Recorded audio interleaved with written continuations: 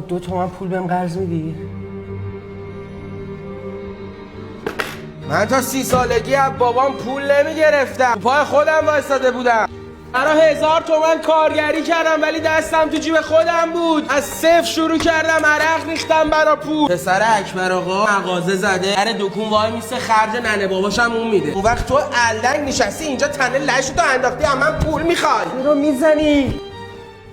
سلام یادت ندادن؟ نه سلام میکنید نه احترام پدر و مادر رو بلدید. من انگار شدم فقط دستگاه خودپرداز تو این خونه. نشنیدم. سلام. اینقدر پول راحت گیرت اومده اینطوری شدی دیگه. الان هم من پول میخواد. چقدر ای من پول بدم آخه؟ راستی بابا دیگه پول نمیخوام، میخوام برم یه جا کار کنم. تو هیچ چی نمیشی. چرا؟